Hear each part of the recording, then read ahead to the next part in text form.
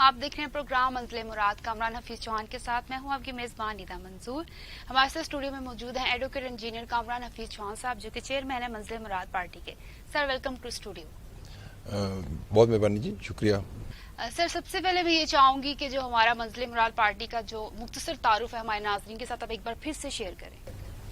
یہ ندا بہت ضروری ہے. ہر دفعہ سب سے پہلے میں اپنی پارٹی کا انٹرو دینا چاہوں گا تاکہ نئے ویورز کو بھی پتہ لگے کہ کیا موقف رکھتے ہیں ہم بنیادی.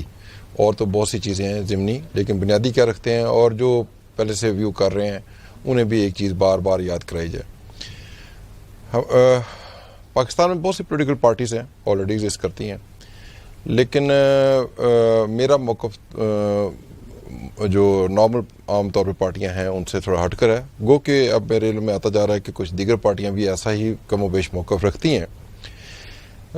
ہمارا جو سب سے پہلا نعرہ ہے وہ ہے اللہ اکبر, اور ہماری تمام تر کاوشیں ربی خوشنودی حاصل کرنے کے لیے ہیں, اور اس کے کوئی بھی ثمرات ہوں وہ بھی رب سے ہی درکار ہیں, بندے سے نہیں درکار, اور نہ ہی کسی بندے کو ہم سمجھتے ہیں کہ وہ کچھ توقع اس سے ہم نے قائم کر رکھی ہے. تو دوسرا یہ ہے کہ میری بالکل واضح رائے ہے, میرے ہر پروگرام میں یہ دیتا ہوں کہ ڈیموکریسی سے بہتر کوئی نظام نہیں, لیکن پاکستان کو امریکی طرز کی پریزیڈنشل فارم آف ڈیموکریسی درکار ہے, جس کو میں یہ سمجھتا ہوں کہ وہ جو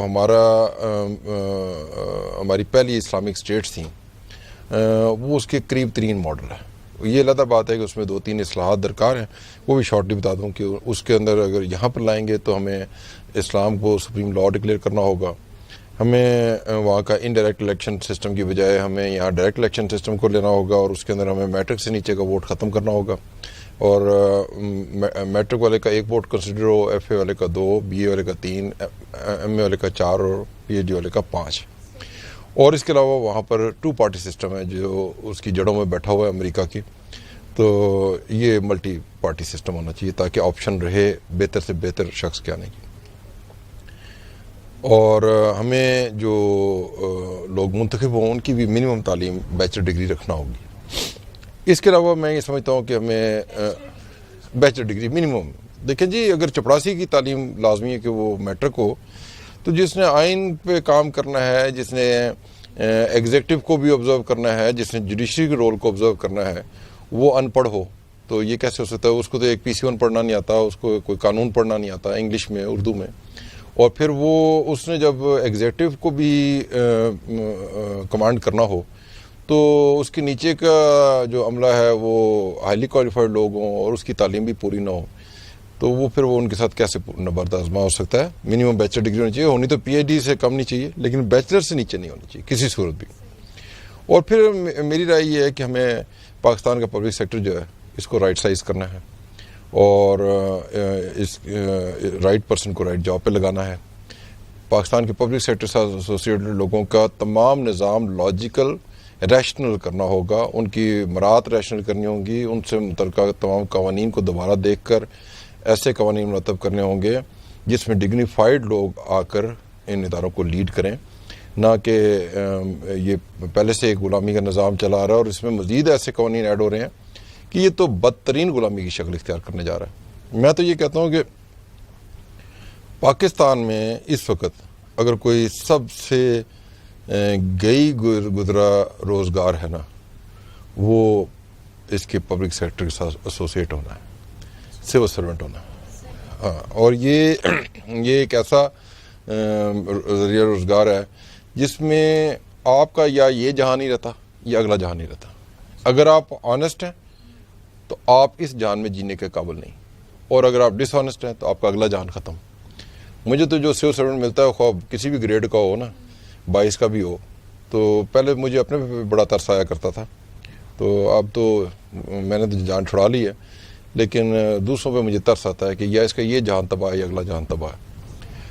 اور تیسری بات یہ کہ جب تک ہم right person right job on merit نہیں لگائیں گے, وابستگیوں سے ہٹ کر, فیوریٹزم نیپوٹزم سے نکل کر, تو پبلک سیکٹر اچھا ڈیلیور نہیں کر سکتا.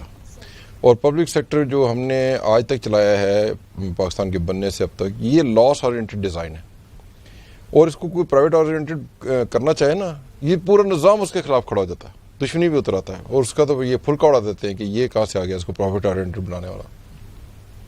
لیکن ہمیں اس کو لاس اورینٹڈ کی بجائے پروفٹ اورینٹڈ بنانا ہوگا, اور مراد جملہ ٹھیک کرنی ہوں گی, اور ایسا نظام رکھنا ہوگا کہ حکمران جو ان کا جائز حکم ہے وہ تو پورا کروا سکیں, لیکن جو ان کا ناجائز حکم ہو وہ اگر کوئی پبلک سرونٹ اس کے آگے سٹینڈ کرتا ہے تو وہ ڈگنیٹی کے ساتھ سٹینڈ بھی کر سکے, اور وہ اس کے بدلے میں وہ اور اس کا خاندان کو سزا نہ بھگتے. ٹھیک ہے, غلاموں کے نظام سے نکالنا ہوگا ہمیں. اور پھر میں یہ سمجھتا ہوں کہ یہ اگر ہم پبلک سیکٹر ٹھیک کر لیں, اور اس کے ساتھ میں ضروری ہے پبلک سیکٹر تبھی ٹھیک ہو پائے گا جب ہم پاکستان کے آئین سے لے کے اس کے آخری قانون تک کو دوبارہ ریوزٹ کریں, ریویو کریں, کمپیٹنٹ لوگ ریویو کریں, اور بڑی سمجھداری سے, بڑی مطلب قابلیت کے ساتھ اس کو چیک کرتے ہوئے آئین سے لے کر آخری قانون تک ہمیں اس کو درست کرنا ہوگا, کیونکہ یہ ڈیفیکٹو ہے. اور پھر ہمیں تمام انڈکشنز کا پروسیجر دیکھنا ہوگا, حتیٰ کہ جوڈیشری کے انڈکشن کے پروسیجر دیکھنا ہوگا. اس کے اوپر بھی کسی وقت تفصیلی بات کریں گے.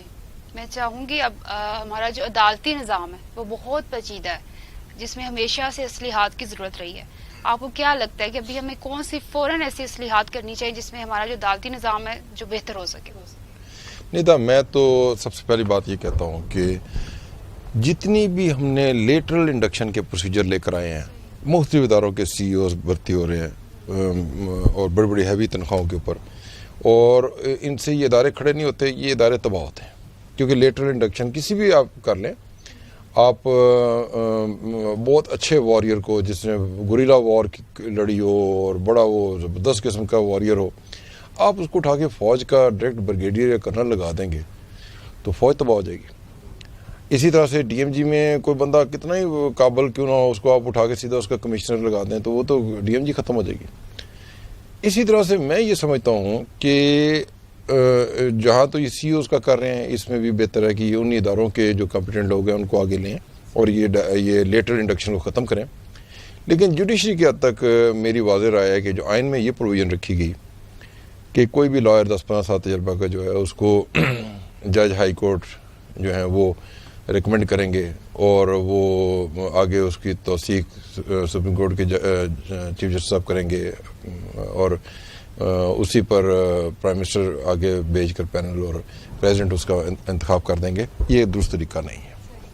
اس میں تمام تر لابنگ ہوتی ہے اور یہ منورنگ کے تحت ہوتا ہے سارا, اور کوئی اہلیت کی جانچ پڑتال نہیں ہے, اور یہ پاور گیم چل رہی ہے. اور ایسے جب وہ ججز بنیں گے تو ڈیفینیٹلی پھر انصاف کا بھی جو حالت ہے وہ ہم دیکھ رہے ہیں. دوسری بات یہ کہ میں یہ سمجھتا ہوں کہ جس نے لائرز میں سے, لا کے اسٹوڈنٹس میں سے جس نے جوڈیشری میں جانا ہے وہ ابتدا سے جوڈیشری میں انڈکٹ ہو, اور اسی میں سے ایکسل کرتا ہوا, پروموٹ کرتا ہوا ہائیسٹ ترین جوڈیشری کے فورم تک پہنچے, اور ان کی بھی آگے اسکروٹنی صرف اس بنیاد پر نہیں ہونی چاہیے کہ کون سینئر ہے, بلکہ میں سمجھتا ہوں کہ جن جن بارس میں وہ ایز اے جج اس بار سے متعلقہ وہ تعینات رہے, اس بار سے بھی ان کے بارے میں سائلنٹ ووٹنگ کروائی جائے. اور اگر کوئی جج منور کرتا ہوا پایا جائے کہ اس کے حق میں اس بار کی رائے آئے تو اس جج کو تو بالکل ڈسکوالیفائی کر دینا چاہیے, جوڈیشری سے ہی نکال دینا چاہیے. کیونکہ بار کو بہت اچھا, اور اس متعلقہ ایریا کے لائرز کو بہت اچھا اندازہ ہوتا ہے کہ کوئی جج کیسا تھا.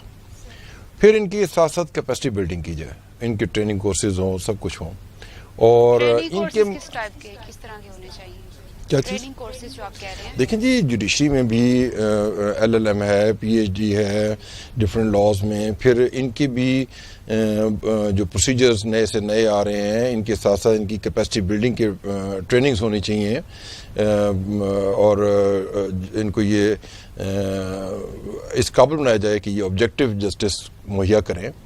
اور میں تو یہ سمجھتا ہوں کہ چونکہ ججز کا اور وکلاء کا بہت تعلق ہوتا ہے قانون کے ساتھ قریبی, تو گورنمنٹ کو بائی اینڈ اگین جوڈیشری سے وہ تجاویز طلب کرنی چاہیے کہ قانون میں کیا اصلاحات درکار ہیں, کیا فلاز ہیں اس حالیہ قانون میں, اور یہ نیچے سے جوڈیشری کی recommendation through proper channel high court से होते हुए सुप्रीम कोर्ट से ये असम्बली में पेश होती रहनी चाहिए, ताकि ये साथ साथ जो इस्लाहात दरकार हैं वो भी होती रहें, क्योंकि उनको हर रोज़ एक एक सेक्शन से पाला पड़ता है, वो इम्प्रूव कर सकते हैं।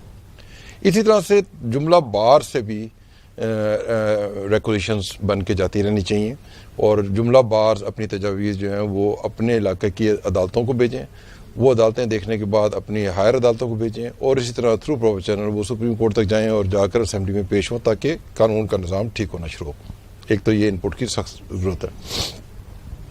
दूसरा, मैं ये समझता हूँ कि जो भी जज अपॉइंट हो उसकी अपॉइंटमेंट के तरीक़ेकार को हमें करना पड़ेगा जो यूके का पैटर्न है इंडक्शन का।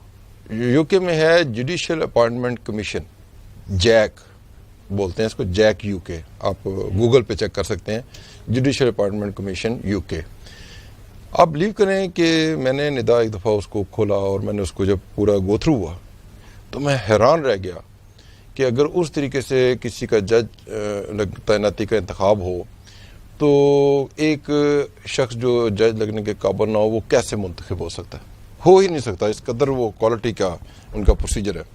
बल्कि मैं तो ये समझता हूँ कि उस प्रोसीजर को तो हमें अपने प्रोफेसर कमीशन में भी हर इंतखाब के, पब्लिक सेक्टर के हर इंतखाब के फोरम पे हमें उस प्रोसीजर से गाइडलाइन लेनी चाहिए। जैक यूके जो प्रोसीजर है, जुडिशियल अपॉइंटमेंट कमीशन यूके, तो एक तो जो जजेस की तैनाती है उस प्रोसेस से होनी चाहिए, और जजेस के मामले में कोई स्पेयरिंग नहीं होनी चाहिए। मामूली भी अगर उनका कोई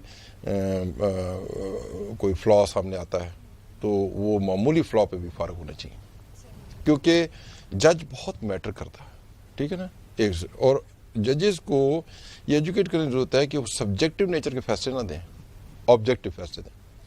दूसरा ये कि जब हमने ये कर दिया कि 10-15 साल एक शख्स वकील रहेगा और वो वहाँ से वो जज अपॉइंट हो जाएगा, उसकी ट्रेनिंग नहीं है टू बी ए जज, और वो कई साल उस जज के उस कोर्ट के जो जज का टेबल है उसके दूसरी तरफ खड़ा होने का आदी है। वो नीचे सफ़र करता रहा है। जब वो फाइल जमा कराता था तो असिस्टेंट रजिस्ट्रार ने उसको खजल कर दिया, डिप्टी रजिस्ट्रार ने उसकी बात नहीं सुनी, वो आके इन सबसे बदला लेता है। ऐसा ही है जब वो जज की सीट पे बैठ जाता है। फिर इसका नुकसान ये होता है कि जो इन्फ्लुएंशियल किस्म का लॉयर होता है, कॉम्पिटेंट, जिसका नाम चलने लग जाता है कि ये किसी को भी जज लग सकता है, तो छोटी जुडिशरी उसके हक में फैसले देने लग जाती है। छोटे जज के पास जो वो अपीयर होता है तो वो छोटा जज जो है ना वो उसकी फेवर ले रहा होता है कि यार ये कल जज हाईकोर्ट लग जाएगा, ये मेरी ट्रांसफ़र करेगा, मैं सब कुछ करेगा, तो वो फैसले नीचे से ख़राब होना शुरू हो जाते हैं। ठीक है, ये इसका नुकसान है। फिर मेरी राय ये है बिल्कुल वाज़ेह तौर पर कि कनाडा में ये है कि जो भी जुडिशल प्रोसीडिंग्स होती हैं उसमें वो उसकी वीडियो ऑडियो रिकॉर्ड होती है, और मुझे कोई बता रहा था तो यहाँ पर भी हर अदालती जो केस चले उसके ऊपर रिकॉर्डिंग होनी चाहिए, ऑडियो वीडियो, और जब अपील फाइल की जाए तो आप अप्लाई करके उसकी मुनासिब चार्जेस दे के उस ऑडियो और वीडियो की कॉपी ले सकें और वो भी अपील का हिस्सा बन सके। ठीक है, ताकि प्लीडिंग में क्या लिखा गया था और फिर उसके बाद आर्गूमेंट्स में क्या बात हुई, इसका पूरा रिकॉर्ड मौजूद हो अपील के दौरान। ठीक है। दूसरा, मैं ये समझता हूँ कि जो यूरोप में उन्होंने बनाया ये ज्यूरी का निज़ाम, ठीक है, यानी एक जज के साथ पब्लिक के नोटेबल्स बिठाए जाते हैं और जो भी मुकदमा चलता है वो नोटेबल्स भी उस पूरे को सुनते हैं, जो रूनी के लॉ से रिलेटेड हो, लेकिन वो नोटेबल लोग होते हैं, करेक्टरफुल, वो अपनी बैठ कर एक राय कायम करते हैं उस मुकदमे के ऊपर, और वो अपनी राय जज को देते हैं, और जज फिर उस राय के तनाज़ुर में ही फैसला भी देता है और उस कानून का इतलाक़ करता है। इस तरह से जुडिशरी के ऊपर एक चेक आना बहुत ज़रूरी है। और मैं तो यहाँ तक भी कहूँगा कि जब एक ही फैक्ट्स के ऊपर एक कोर्ट ने फैसला दिया और वो जो फैसला दिया वो अनलॉफुल था, आप अपील में गए, जो फैक्ट्स इस्टेब्लिश हो गए वो तो अपील में नहीं टच होते, अपील में क्वेश्चन ऑफ लॉ में जो एरर होता है उसको आप देखते हैं, तो उस पिछले जज को भी उसका हिस्सा बनाया जाना चाहिए, पार्टी बनाया जाना चाहिए। चूँकि ये पार्टी नहीं बनाया जाता, जो भी फैसले हैं वो दे दिए जाते हैं, और वो फैसले जब सुप्रीम कोर्ट में जाके या हाई कोर्ट में जाके वो चेंज हो जाते हैं और वही फैक्ट्स हैं, कानून के गलत इतलाक़ हुआ है, तो वो जज भी जवाब दे कि उसने वो किस बुनियाद पर दिए थे, ताकि ये फैसले नीचे से ही दुरुस्त होना शुरू हो जाएंगे, ऊपर तक یہ نہیں اوپر کی عدالتوں سے لوڈ کم ہو جائے گا. یہاں پہ وقت ہوا ایک بریک کا, تو بریک سے واپس آ کے آپ سے بات کریں گے. ناظرین وقت ہوا ایک بریک کا, بریک پر واپس آئیں گے, مزید بات کریں گے.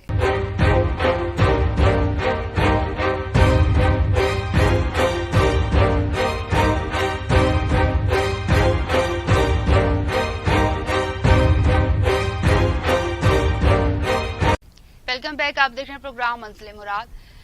سر سب سے پہلے میں چاہوں گی اس پہ بات کروں کہ ہمارے ملک کا جو نوجوان نسل ہے اس وقت وہ بری طرح سے بے روزگار ہے. اعلیٰ تعلیم یافتہ ہونے کے باوجود ان کو صحیح سے نوکریاں درکار نہیں ہیں, جبکہ نوجوان نسل کسی بھی ملک کا بہت ہی قیمتی سرمایہ ہوتا ہے. اس وقت حکومت کو ایسے کون سے اقدامات کرنے چاہیے جس سے نوجوان نسل کو بہتر روزگار مہیا ہو سکے؟ ندا, یہ بھی بڑا امپورٹنٹ سوال ہے. ندا دیکھو, جس طرح سے میں اپنی منظر مراد پارٹی کے بارے سے کہتا ہوں کہ ہمیں صدارتی طرز حکومت درکار ہے, ہمیں رائٹ سائزنگ پبلک سیکٹر کی درکار ہے, ہمیں رائٹ پرسن رائٹ جاب درکار ہے, ہمیں پبلک سروینٹ سیکٹر سے ایسوسیٹ لوگوں کی تنخواہ مراد ٹھیک کرنے کی ضرورت ہے تاکہ وہ کرپشن بائی کمپلشن سے نکل جائیں. جب اور پورے ملک کے آئین سے لے کے آخری قانون تک کو دوبارہ ریویو کرنے کی ضرورت ہے. جب ہم اس طرح سے گو تھرو لیں گے تو یہ ایک ہیلدی پبلک سیکٹر بن جائے گا. ہیلدی پبلک سیکٹر جو ہے وہ اس کے ہوتے ہوئے ہی پرائیویٹ سیکٹر کھڑا ہو سکتا ہے.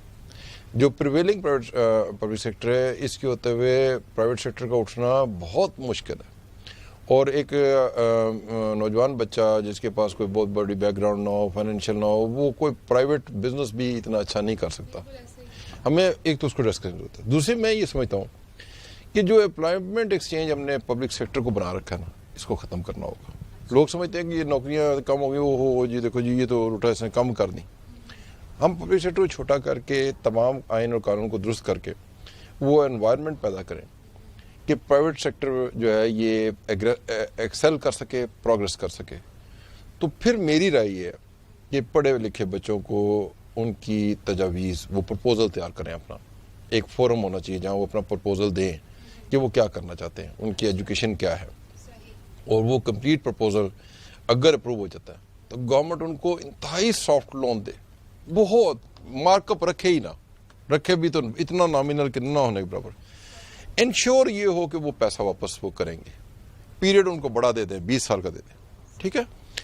اور ان پہ کچھ کمپلشن بھی آئیں کہ جو بزنس وہ کریں گے اس سے ایسوسیٹڈ جو لوگ ہوں گے ان کی منیمم ویجز کیا ہوں گی, کس کس منصب کے لیے منیمم ویجز کیا ہوں گی, ان کی جو ہیلتھ ایجوکیشن ان کے بچوں کی, اس کو بھی وہ لک آفٹر کریں گے. لیکن لون کی شرح کیا ہونی چاہیے ایک بیسک بزنس سٹارٹ کرنے کے لیے, آپ کو کیا لگتا ہے؟ دیکھیں, میں یہ سمجھتا ہوں کہ اس کے اوپر کوئی لمٹ ان کو نہیں رکھنی چاہیے, ٹھیک ہے. جیسے اکثر ہوتا ہے کہ 5 لاکھ دیا جائے گا, نہیں اس سے نہیں, اس سے کاروبار پاکستان میں 5 لاکھ سے کاروبار نہیں ہو سکتا. نہیں ہے. دیکھیں جی 5 لاکھ میں آج پاکستان میں کچھ بھی نہیں ہو سکتا. پرانی سزوکی کار نہیں ملتی, وہ ٹیکسی نہیں چلا سکتا. پڑھے لکھے بچے کو ٹیکسی چلوانے پہ لگائیں گے. میں یہ کہتا ہوں کہ جس طرح کا پرپوزل دیں اس کے اوپر وہ فورم ان کو بلا کے انٹرویو کریں, وہ کیا بزنس کریں گے, کیسے کریں گے, اور اگر وہ سیٹسفائی ہوں تو اس کی خواہ کتنی بھی بڑی ریکوائرمنٹ کیوں نہ ہو وہ تمام ہی دی جائے, ٹھیک ہے. لیکن وہ اس کی جو اونرشپ ہے نا, وہ اس بزنس کی اتنی دیر تک گورنمنٹ کا وہ ادارہ جس کے تھرو گورنمنٹ دے رہی ہوگی اسی کے پاس اس پورے بزنس کی اونرشپ رہے گی. وہ کاروبار اس کے پاس گروی رہے گا, رہن رہے گا. جیسے آپ گھر کے لیے کنسٹرکشن کا لون لیں تو جو بھی بینک آپ کو دے گا وہ اس پلاٹ کو اپنے پاس رہن رکھ لے گا, تاکہ کل کو وہ نہیں دیتا تو وہ پلاٹ کا اونر بینک ہے تو وہ گھر کا اونر ہی بینک ہے, تو وہ لے سکتا ہے. مارک اپ بے شک کم رکھیں, لیکن یہ انشور کرنے کے لیے کہ جو وہ دے رہے ہیں وہ سیف رہے گا اور وہ کہیں جائے گا نہیں, تاکہ کوئی لے کر بھاگ نہ جائے. یعنی جب تک لون اس کا کلیئر نہیں ہوتا وہ اس وقت تک وہ اس پورے کی جو اونرشپ ہے وہ گورنمنٹ کے اس ادارے کی ہوگی جس سے جو لون سینکشن کرے گی, ٹھیک ہے. اور اس سے گورنمنٹ کا ایسٹ بن رہا ہوگا. پھر یہ کہ وہ جو اس نے اس کے اندر اپنا پورا دیا کہ میں یہ انڈسٹری لگاؤں گا, میں یہ کروں گا, میں زمین وہاں لوں گا, یہ کروں گا, اس سارے کی ٹائم ٹو ٹائم جو اس پہ کام ہوگا, جو آپ پیسے اس کو دے رہے ہیں, اس کی اس نے واقعی وہی زمین لی ہے, زمین لیگلی درست لی ہے, اس کے اوپر وہ پراپر ڈیزائن کروا رہا ہے, انڈسٹری کون سی بن رہی ہے, اس انڈسٹری میں مشینری کس کوالٹی کی لگ رہی ہے, اس سارے کو وہ پازیٹیولی چیک بھی رکھیں کہ وہ پیسہ لے کے امریکہ انگلینڈ نہ بھاگ جائے, وہ کہاں لگا رہا ہے یہ سب سامنے آئے, ٹھیک ہے نا. اور پھر اس کی ساری اس کو بلکہ اس میں جو بھی دشواریاں ہیں، بجلی کے لگنے میں رکاوٹ ہے، گیس کا کنیکشن نہیں ملتا، اس کو وہاں تک کی روڈ ایکسیس نہیں دی رہی، اس میں وہ ادارہ اس بچے کو ہیلپ کرے پوری. اچھا ہیلپ بھی کرے پراپر، صرف لون نہیں دے، اس کی ہیلپ بھی کی جائے پراپر. اس کو ہیلپ کرے، what he wants to do, he اور شی وانٹس ٹو ڈو، اس کی پوری مدد کریں اور وہ اس کی وہ انڈسٹری لگوائیں. اور اس انڈسٹری میں اگر وہ بڑی انڈسٹری ہے تو اس میں جتنے لوگوں کو امپلائی کرے گا وہ اس کی بھی منیمم ویجز طے کریں. ان کے لیے اگر کوئی رہائشی جگہوں کی ضرورت ہوگی، وہ رہائشی جگہ کس نوعیت کی ہوگی وہ بھی ٹھیک ہونی چاہیے. ان کے جو بچے ہیں ان کے بچوں کی تعلیم اور ہیلتھ کے لیے بھی جو بندوبست کرنا ہے وہ بھی اس کی ذمہ داری ہوگی، وہ بھی اس میں سارا وہ جو اپنا دے پرپوزل اس میں اس کا حصہ ہونا چاہیے. اور وہ جتنی مرضی بڑی کاسٹ کا ہو، اور گورنمنٹ اس کے لیے میکسیمم بڑے لونز دے بچوں کو. لیکن اگر جس کا پرپوزل ریجیکٹ ہو جاتا ہے تو اس کو اس صورت میں کیا کرنا چاہیے؟ اس کے روزگار کا کیا؟ نہیں، وہ تو سمپل ہے نا. دیکھیں اپیل کی گنجائش آ ہوتی ہے. اگر جن پوائنٹس پر وہ رہا ہے اس سے ہائر فورم کو وہ دے گا کہ میں نے یہ پرپوزل دیا تھا، انہوں نے اس بنا پہ نہیں کیا، اور دے شوڈ جسٹیفائی کہ انہوں نے کیوں نہیں کیا. لیکن آپ کو پازیٹیولی اپنی جو یوتھ ہے، جو پڑھے لکھے بچہ ہے، اس کو گورنمنٹ کو مدد کرنی ہوگی کہ وہ ایسا رول پلے کریں جو ایک طرف تو ملک کی اکانومی کو بوسٹ کرنے میں کام آئے، دوسری طرف وہ امپلائمنٹ جنریٹ کرے. ظاہری بات ہے ایک انڈسٹری لگے گی، بہت لوگ امپلائی ہو جائیں گے، جاب لیسنس کم ہوگی، اسکل فلنس بڑھے گی، ہماری درآمدات کم ہوں گی، ہماری برآمدات بڑھیں گی، ملک کے لیے سورس آف انکم جنریٹ ہوگا. ٹھیک ہے نا. تو ان بچوں کو آپ نے انوالو کرنا ہے ملک کی ترقی کے لیے. ٹھیک ہے. اس کے لیے میری رائے یہ ہے کہ اس کے اوپر ورک کرنے کی ضرورت ہے، اور اس طریقے سے ہو کہ وہ بہت آسانی سے ہو. ابھی آپ یہ دیکھیں نیتا کہ گورنمنٹ نے دے دیا کہ 5 سے 7% لون پر ہی وہ گھر کی کنسٹرکشن کا لون دے رہے ہیں. لیکن آپ لٹرلی، میں چلا گیا، میں نے کہا چلو میں بھی پوچھوں کہ یہ کیا پروسیجر ہے. آپ بلیو کریں کہ وہ اتنا ٹیڈیس پروسیجر ہے کہ میں نہیں لے سکتا. ٹھیک ہے نا. تو کون 3 مہینے کے لیے خوار ہوتا پھرے، اور وہ بھی وہ اپروول ہوگی تو ہوگی، اور اس کی بھی شرائط اتنی سخت ہیں کہ آپ کچھ بھی نہیں کر سکتے. تو آپ اسی طرح سے جو 5-7% دے رہے ہیں لون، آپ وہ جو زمین پروکیور کرے وہ بینک کا نمائندہ ساتھ رہ کے سامنے پروکیور کروائے کہ وہ جنرل ریٹ پر ہو، وہ بھی بینک اپنے نام پر رکھے. وہ جو اوپر کنسٹرکشن ہو اس کو بھی ٹائم ٹو ٹائم وہ آبزرو کرتے رہیں کہ واقعی جو پیسہ دیا وہ ادھر ہی لگ رہا ہے. اس کی کنسٹرکشن کوالٹی کو بھی دیکھتے رہیں. جب وہ بن جائے تو وہ جس وقت تک وہ لون پے آف نہ ہو اس وقت تک وہ بینک کی پراپرٹی رہ جائے، تاکہ بینک کے پاس سیکورٹی رہے گی کہ وہ اگر وہ نہیں بھی دیتا تو پراپرٹی تو رائز کرتی رہتی ہے. آج اگر انہوں نے 5 لاکھ دیا وہ کل 10 لاکھ کا ہو جائے گا، اگر 50 لاکھ دیا تو وہ 1 کروڑ کا ہو جائے گا. تو بینک کو کوئی لاس نہیں ہوگا، پروفٹ ہوگا. تو آپ کو ایک سمپل سیکورٹی کا نظام لانا ہوگا جو انشورڈ تو ہو لیکن بالکل سمپل ہو، اور کوئی بھی شخص آسانی سے لون لے سکے. اتنا ڈیفیکلٹ نہ ہو کہ آپ ویسے ہی فیڈ اپ ہو جائیں. آپ یہ دیکھیں ندا کہ کئی پروفیشن کو تو انہوں نے بلیک مارک کیا ہوا ہے، ان کو وہ لون نہیں دیتے. ہمیں نہیں دیتے وکیلوں کو، ہمیں وہ کہتے ہیں جی یہ 1 2 لے کے اس کے بعد مقدمے لڑتے رہیں گے. بات آپ ٹھیک کہہ رہی ہیں، ایسا ہی ہوتا ہے. پولیس والوں کو نہیں دیتے، اور پتہ نہیں کس پروفیشن کو نہیں وہ دیتے، اس کو انہوں نے بلیک اور ریڈ مارک کیا ہوا ہے. لیکن آپ کو ایسا نظام لانا ہوگا جس میں کوئی بلیک اینڈ ریڈ نہ ہو، اور بینک بھی سیکیور رہیں ان کے، اور وہ ساتھ ساتھ مانیٹر کریں کہ وہ جو پیسہ اگلے نے لیا وہ خرچ کہاں کیا ہے، اور وہ چیک کا نظام رہے. لیکن بہت لیس مارک اپ پہ تو لوگوں کو چھتیں دستیاب ہو جائیں گی تو بڑی سہولت ہو جائے گی. تو اس کو ٹھیک کرنے کی ضرورت ہے، اس کو بھی لاجیکل کرنے کی ضرورت ہے. ٹھیک ہے. اچھا میں یہ چاہوں گی ریل اسٹیٹ میں جو ابھی چھوٹ دی گئی تھی کنسٹرکشن کے حوالے سے، وہ اب دسمبر میں ختم ہوتی جا رہی ہے، تو آپ کو کیا لگتا ہے اس کے بعد کیا سچویشن کریٹ؟ ویسے نیتا بڑی مزے کی بات ہے، کوئی چھوٹی موٹی ریئل اسٹیٹ میں کنسٹرکشن کا کام بھی ہوا، اچھی بات ہے. انہوں نے جو سہولتیں کنسٹرکشن انڈسٹری کو دی، میں تو پہلے سے کہتا ہوں کہ یہی سہولت تمام انڈسٹریوں کو دیں. ایک کنسٹرکشن انڈسٹری ہی دیکھیں، کنسٹرکشن انڈسٹری میں لوگوں کو رہائش تو دستیاب ہوگی، لیکن آپ یہ دیکھیں کہ کوئی ایسی پروڈکٹیوٹی نہیں ہوتی ہے جو آپ بیرون ملک بھیج کے کوئی انکم جنریٹ کریں گے ملک کے لیے. کرنسی تو نہیں آ رہی، بلکہ ملک کے فارن ریسورسز کم ہوتے ہیں. کیوں؟ لوہا آپ باہر سے منگوائیں گے، اور یہ سینیٹری کا سامان باہر سے منگوائیں گے، بجلی کا باہر سے منگوائیں گے، تو آپ کو پیسہ جائے گا.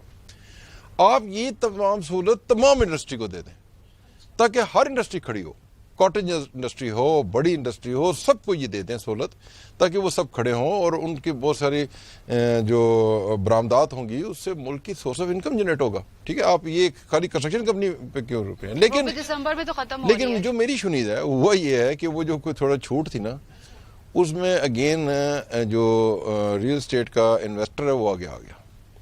آپ دیکھیں گے اس دوران گولڈ کی ریٹ نیچے گرا, ٹھیک ہے نا. وہ اس لیے نیچے گرا کہ انہوں نے گولڈ سے پیسہ نکال کے نا وہ ریئل اسٹیٹ میں آئے, اور انہوں نے ایکچولی پلاٹ ہی پلاٹ خرید لیے, ٹھیک ہے نا. بے باپ پلاٹ خرید لیے کہ ہمیں پوچھا نہیں جائے گا کہ یہ پیسہ کہاں سے آیا, کیونکہ چھوٹ تو یہ تھی کہ پیسہ, چھوٹ یہ تھی کہ وہ پلاٹ لے کے اس پہ آپ گھر بنائیں گے تب ہوگا. اب وہ کنسٹرکشن کے بغیر انہوں نے وہ تمام کے پلاٹ خرید لیے ہیں. اور سچی بات یہ ہے کہ گورنمنٹ کے پاس بڑا آسان موقع آ گیا ہے کہ جنہوں نے ایک سے زائد پلاٹ لیے ہیں نا, اب ان کو پکڑ لے وہ بلیک منی والے وہ لوگ ہیں, ٹھیک ہے نا, کیونکہ انہوں نے گھر نہیں بنایا, کیونکہ چھوٹ تو تھی کہ پلاٹ لے کے آپ گھر بنائیں گے, انہوں نے پلاٹ پروکیور کر لیے, انہوں نے انویسٹمنٹ کر دی نا. تو یہ گورنمنٹ کے پاس بہترین ٹائم ہے اصل فائلرز کو ڈھونڈنے کا اور بلیک منی کو ڈھونڈنے کا بھی. اور دوسری بات کہ جب وہ یہ پکڑ دکڑ شروع ہوئی نا ندا, انہوں نے پلاٹ جو 10 لاکھ کا لیا 5 میں پھینکیں گے, غریبوں کو پلاٹ مل جائیں گے آسانی سے. تو گورنمنٹ دیکھ لے کہ انہوں نے چھوٹ کس حوالے سے دی تھی, اور جو تو جس نے تو اس چھوٹ کو اسی حوالے سے استعمال کیا ہے. اس کے لیے تو میں یہ بھی کہوں گا ندا کہ جو چیز آپ نے اس دسمبر تک کے لیے دی تھی اس کو اگلے دسمبر تک بھی لے جائیں, کوئی ایشو نہیں ہے, کیونکہ اتنے شارٹ ٹائم میں تو ہر کوئی یہ پلان بھی نہیں کر سکا کہ وہ گھر بنا لے گا. دوسرا سمجھ میں بھی نہیں آ رہی تھی کہ گورنمنٹ نے جو چھوٹ دی ہے یہ کس حد تک سنجیدہ ہے. پاکستان میں کوئی چھوٹ دی جاتی ہے کچھ, لیکن اس چھوٹ کو جس نے مس یوز کیا نا اس کو مارک کریں, اور وہ ضرور پکڑ میں آنا چاہیے, ٹھیک ہے, کیونکہ یہ چھوٹ مس یوز بھی ہوئی ہے, ٹھیک ہے, اس کو دیکھنا ضروری ہے. اچھا, میں چاہوں گی پروگرام کے آخری حصے میں سب سے میں یہ سوال آپ سے کروں کہ اسرائیل کو جو ریکگنائز کیا جا رہا ہے, بہت زیادہ اس کا تبصرہ بھی ہو رہا ہے, اس بارے میں آپ کی کیا رائے ہے؟ دیکھیں ندا, بات یہ ہے کہ یہ تو کلیئر ہے کہ یہودی ایک ایڈمٹڈ فیکٹ ہے, ٹھیک ہے نا, لیکن وہ پیلسٹائن میں کیسے گھسے, اس میں کتنا قصور پیلسٹائن کے اپنے بزرگوں کا ہے, جو اس وقت ایک ریتیلی زمین کو بڑی بڑی قیمت پہ یہودی خرید رہا تھا, اور وہ بڑے خوش ہوتے تھے کہ اتنے کی زمین تھی تو اتنی مہنگی بک رہی ہے. اور بعد میں جا کے جب ان کا کوئی انتخاب ہوا تو ان کو اس وقت پتہ لگا کہ جو ممبران الیکٹ ہو کے آئے ان میں یہودیوں کی تعداد زیادہ تھی, ٹھیک ہے, پھر ہوتے ہوتے وہ کیپچر ہو گیا. اور میں بلکہ آج اس پروگرام کی وجہ سے ایک بات کرنا چاہتا ہوں کہ ہم, چائنا ہمارا بہت پیارا دوست ہے, لیکن چائنا ہمارے اندر آ رہا ہے. پلیز جو با اختیار ہیں وہ غور سے دیکھ لیں. کل ہماری نسلیں اس پاکستان کو فلسطین کی صورت میں نہ بھگت رہی ہوں, اس کو سمجھنا بہت ضروری ہے. تو ایسی ٹرمز اینڈ کنڈیشن پہ سب کچھ دیں کہ کل پاکستان اور ہمارے بچوں کے لیے مشکلات پیدا نہ ہو جائیں. ہاں, فلسطین کی بات کو میں سے کمپلیٹ کر دوں, وہ یہ ہے کہ لیکن اس طرح سے ان کے اس قبضے کو تسلیم کرنا, مسجد اقصیٰ پہ بھی قبضہ تسلیم کرنا, اور ہمارے مسلمان بھائیوں کے خون اور ان کے ساتھ ہونے والے ظلم کا ساتھ دینا, یہ قطعی ہمیں سوٹ نہیں کرتا, یہ ہمارے لیے جائز نہیں ہے. اور ہمیں ربی خوشنودی کی طرف دیکھنا چاہیے, ہمیں امریکہ, سعودی عرب یا دبئی ان کی خوشنودی کی طرف نہیں دیکھنے کی ضرورت ہے. ہمیں ہماری توقعات اللہ سے ہونی چاہیے. ہمیں بالکل ضرورت نہیں ہے کہ ہم ان کو ریکگنائز کر کے اپنے مسلمان فلسطینی بھائیوں اور بہنوں کی عزتوں اور خون کے اوپر ہم مور لگائیں. بالکل یہ پاکستان کا کام ہی نہیں ہے. پاکستان کو اپنی پالیسی اس معاملے میں بالکل کلیئر رکھنی چاہیے. سر بہت شکریہ, آپ نے اپنی مصروف میں سے ٹائم نکالا ہمارے پروگرام کے لیے. ناظرین, پروگرام کا وقت ختم ہوتا جا رہا ہے. اپنی ہوسٹ ندا منظور کو اجازت دیجیے. اللہ نگہبان.